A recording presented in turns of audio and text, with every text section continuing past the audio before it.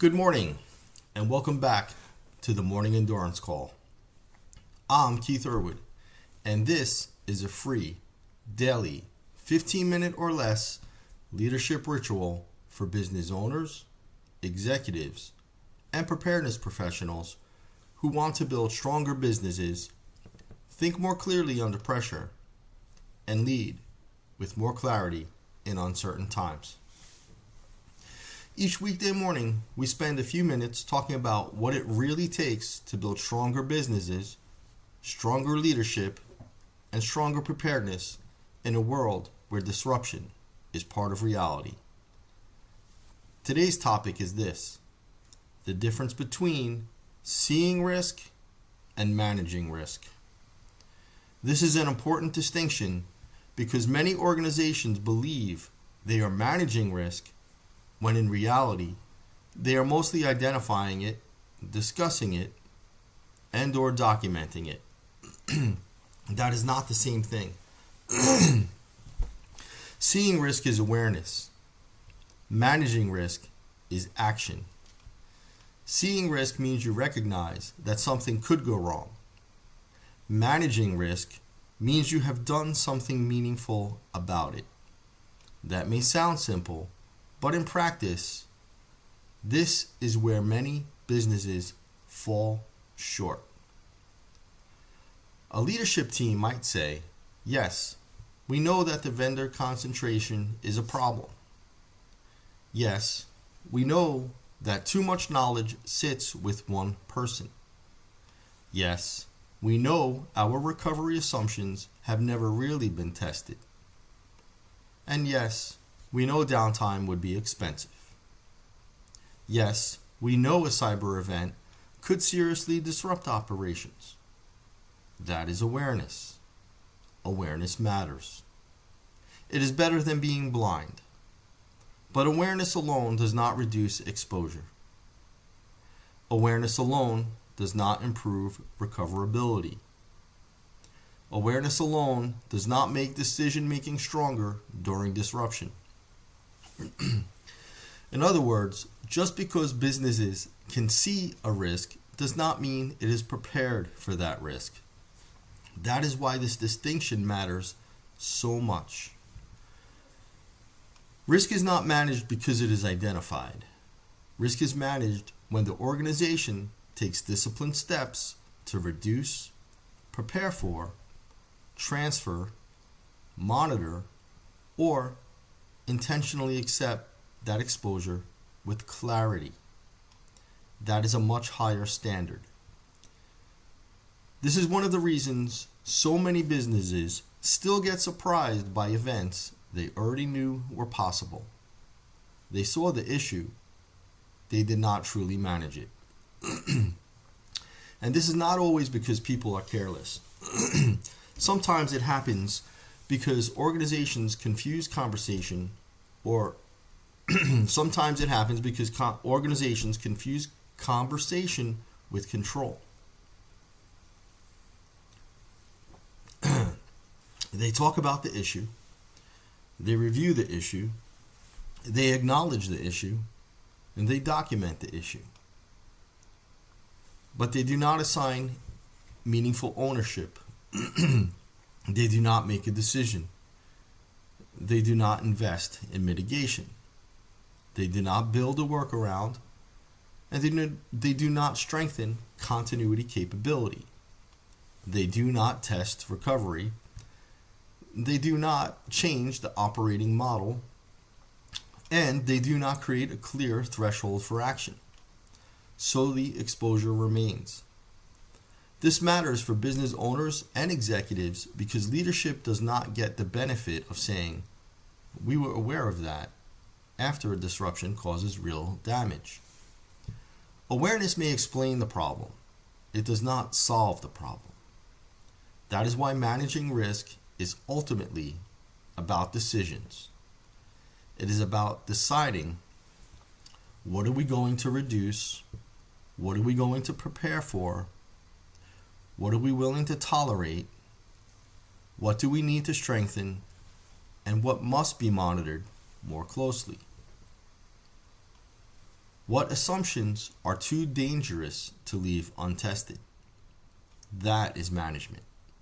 And that is where preparedness begins to become real. A useful way to think about this is to break the difference down clearly.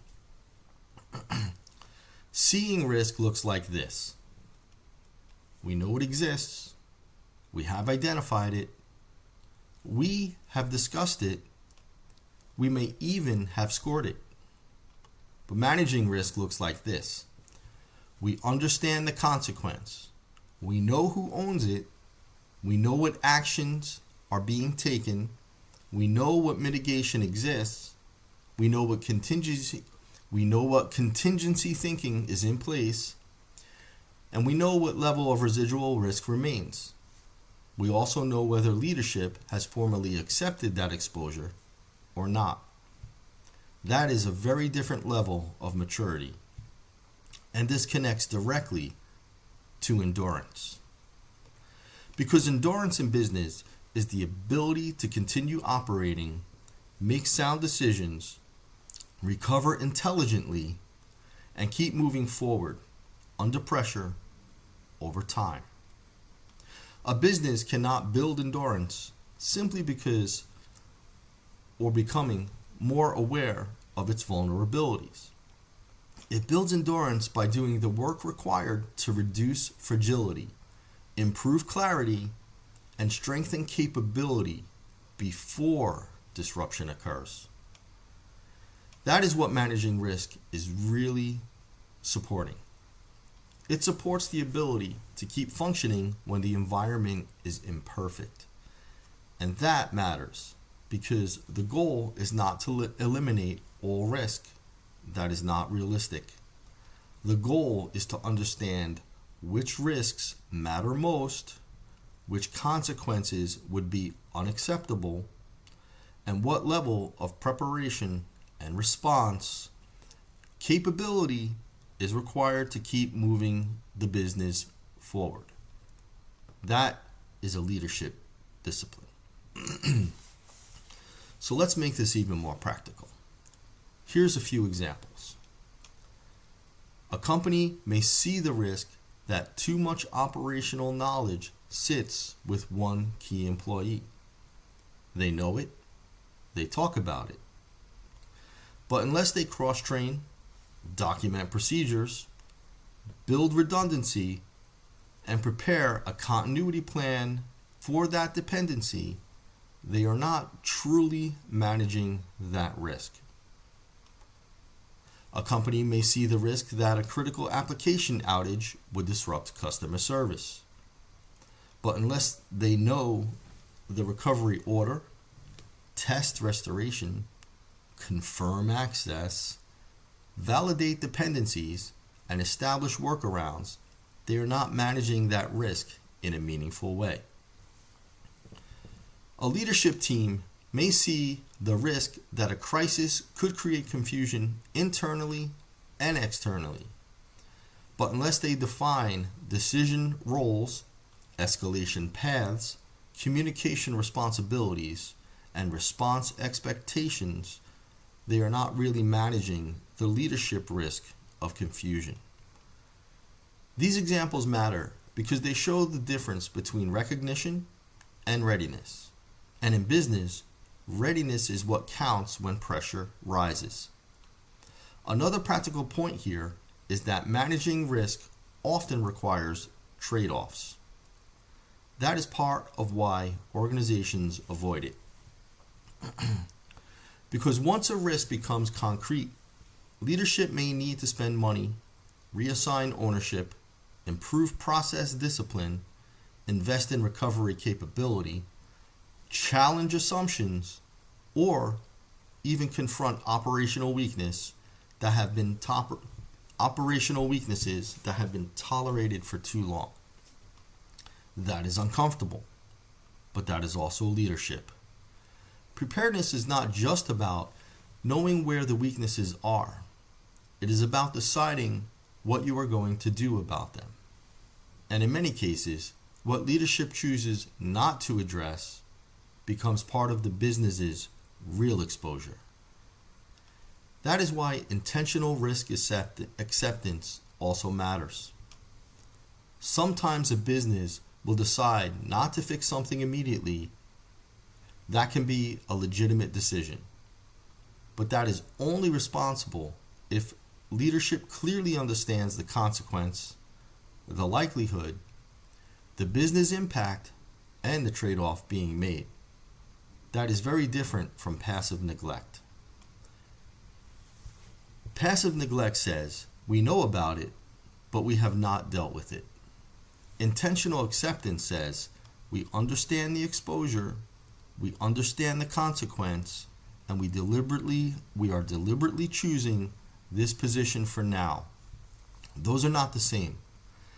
That distinction matters to executives, boards, owners, and practitioners alike. So here's a useful question for leaders. When you review a risk, do you leave the conversation knowing what is being done about it, who owns it, what the consequence is, and whether the current exposure is acceptable? Because that is the standard. Not just, did we identify it, but did we deal with it in a disciplined way? And that leads to today's leadership takeaway. Seeing risk improves awareness. Managing risk improves readiness. That is the difference. One helps you recognize exposure. The other helps you reduce its power over the business. And when disruption arrives, that difference becomes very visible very quickly. So here's today's question for you. What is one risk your organization clearly sees but has not yet truly managed? That is a powerful question because the answer may reveal one of the most important preparedness gaps in the business. Thank you for joining me today on the Morning Endurance Call. If this kind of thinking is useful to you, join the free endurance community at members.erwoodgroup.com. That is where I'm sharing additional resources, tools, live learning, and ongoing conversations for business owners, executives, and practitioners who want to build stronger businesses through preparedness, leadership, and endurance. The link is also below in the description.